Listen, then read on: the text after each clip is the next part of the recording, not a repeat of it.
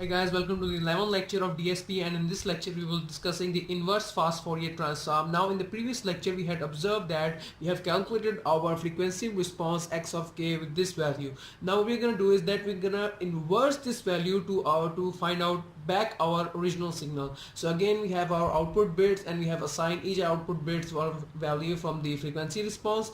This is the frequency response of this particular output bit, and this is the response of this and this and this. Now what we're going to do is that we're going to reverse our output bits and going to match the value that had been in the previous that will be matched with the previous output bit. For example, if we reverse 001, we have 100, right? Now 100 had the value 4, so we assigned 4 over here. Now notice that these are the even bits values.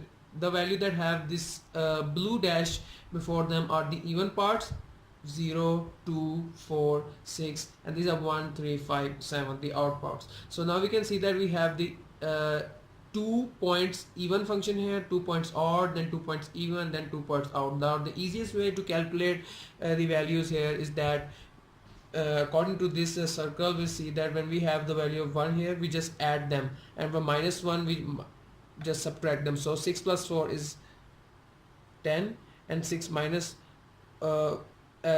4 is 2, right? And for this we have -2,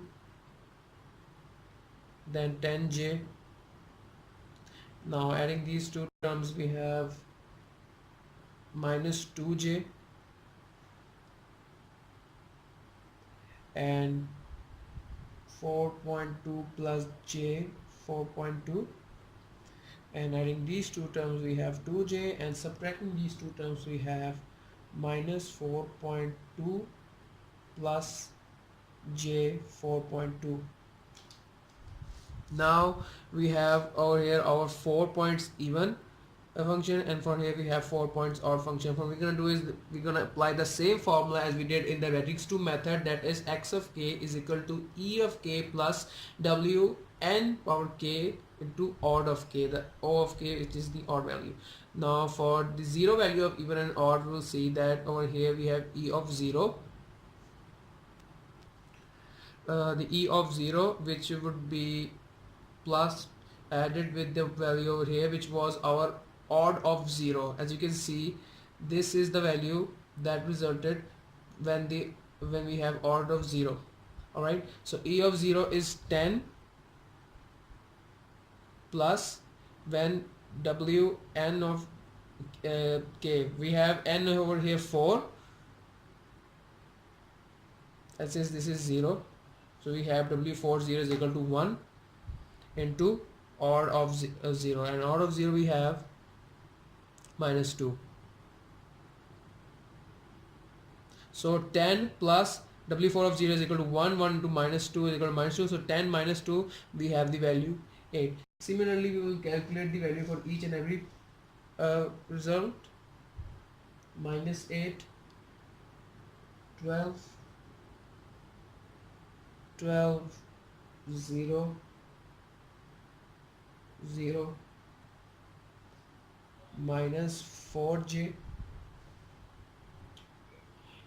8.4 plus j 8.4.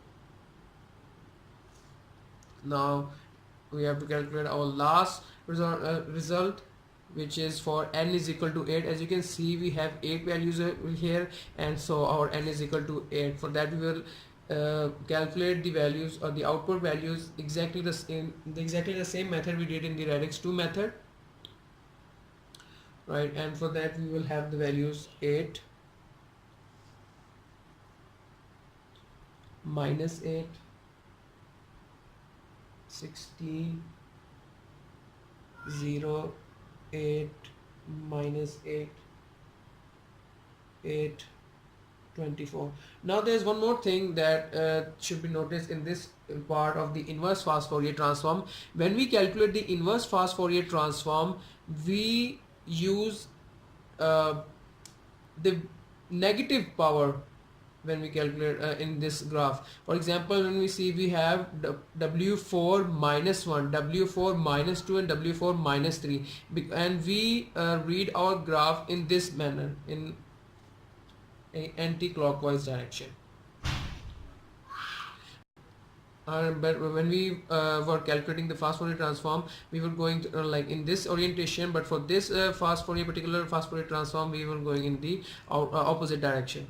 So we did the same when we had n is equal to 8 and we calculated its result. Now to calculate the inverse fast Fourier transform, we have observed that in the previous lecture we calculated the output result through this formula, but now we have to divide it by the value of n. We have to multiply it with the factor 1 over n. So what do we have of a value n? N is equal to 8 over here.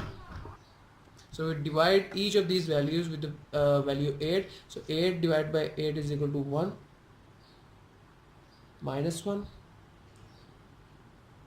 2, 0, 1, minus 1, 1 and 3.